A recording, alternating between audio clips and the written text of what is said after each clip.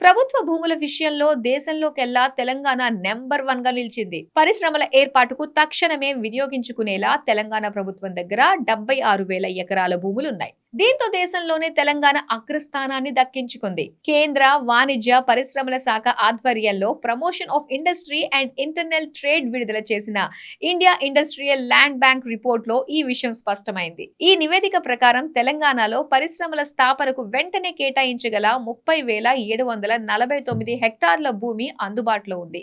ఈ భూమి 75,980 ఎకరాలకు సమానం. మహారాష్ట్ర, గుజరాత్, తమిళనాడు వంటి పెద్ద పారిశ్రామిక రాష్ట్రాలను వెనక్కి నెట్టి దేశంలోనే తెలంగాణ రాష్ట్రం నెంబర్ 1 స్థానంలో నిలిచింది. ల్యాండ్ బ్యాంక్ లో దేశంలోనే తెలంగాణ నెంబర్ 1.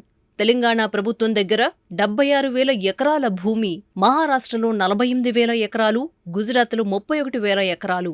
కేంద్ర ప్రభుత్వం దేశవ్యాప్తంగా ఉన్న ఇండస్ట్రియల్ కారిడార్స్ ను GIS ఆధారంగా మ్యాపింగ్ చేసింది. ఈ మ్యాపింగ్ లో తెలంగాణలో మొత్తం 157 ఇండస్ట్రియల్ పార్కులు ఉన్నట్లు వెల్లడైంది. ఈ పార్కుల పరిధిలో మొత్తం 32,033 హెక్టార్ల భూమి ఉండగా అందులో ఎక్కువ భాగం ఇప్పటికే పరిశ్రమల కోసం రెడీగా ఉందని నివేదిక స్పష్టం చేసింది. పారిశ్రామికవేత్తలు, పెట్టుబడిదారులు స్థలం కోసం వెతుక్కునే పరిస్థితి లేకుండా ప్రభుత్వం ముందే భూములను సిద్ధం చేయటమే తెలంగాణకు ఈ ప్రత్యేక గుర్తింపును తెచ్చిందని అధికారులు చెబుతున్నారు. న్యాయపరమైన వివాదాలు లేని క్లియర్ టైటిల్ భూములతో ప్లగ్ అండ్ ప్లే విధానంలో పరిశ్రమలు ఏర్పాటు చేసుకునే అవకాశం ఉండటమే ఇన్వెస్టర్లను తెలంగాణ వైపు ఆకర్షిస్తోంది. దేశంలోని ఇతర రాష్ట్రాలతో పోల్చితే తెలంగాణ ల్యాండ్ బ్యాంక్ ఎంత బలంగా ఉందో DPIIT నివేదిక స్పష్టంగా పేర్కొంది. మహారాష్ట్రలో 523 ఇండస్ట్రియల్ పార్కులు ఉన్నప్పటికీ అక్కడ అందుబాటులో ఉన్న భూమి సుమారు 48,575 ఎకరాలు మాత్రమే.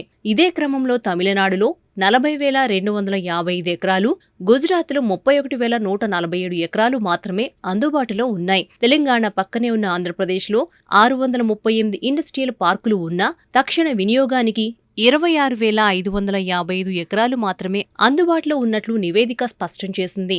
కేవలం భూమి ఉండటం మాత్రమే కాకుండా ఏ రంగానికి ఏ ప్రాంతం అనుకూలమో తెలంగాణ ప్రభుత్వం ముందే గుర్తించి క్లస్టర్లుగా అభివృద్ధి చేస్తోంది. ఫార్మాసిటీ, లైఫ్ సైన్స్ రంగాలకు ప్రత్యేక కాలుష్యరహిత జోన్లను డెవలప్ చేసింది.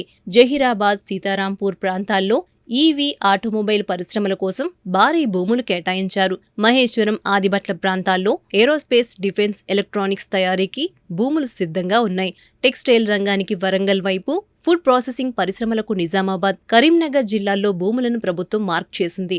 ఈ విధంగా రంగాల వారీగా భూములను విభజించడంతో ఒకే చోట అనుబంధ పరిశ్రమలు ఏర్పడి పూర్తి ఎకోసిస్టమ్ అభివృద్ధి అవుతుందని నిపుణులు అభిప్రాయపడుతున్నారు. తెలంగాణ ప్రభుత్వం ప్రతిష్టాత్మకంగా అభివృద్ధి చేస్తున్న ఫ్యూచర్ సిటీ ప్రాజెక్టుకు ఈ ల్యాండ్ బ్యాంక్ ప్రధాన బలం కానుంది. DPIIT నివేదిక ప్రకారం ఫ్యూచర్ సిటీ ప్రాంతం తెలంగాణలోనే అతిపెద్ద ఇన్వెస్ట్మెంట్ జోన్గా అవతరించింది.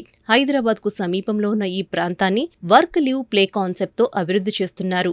ఫ్యూచర్ సిటీలో ఆర్టిఫిషియల్ ఇంటెలిజెన్స్, సెమీ కండక్టర్లు, రోబోటిక్స్, గ్రీన్ ఎనర్జీ వంటి అత్యాధునిక టెక్నాలజీ పరిశ్రమలకు 1,000 ఎకరాలు కేటాయించేందుకు ప్రభుత్వం సిద్ధమవుతోంది.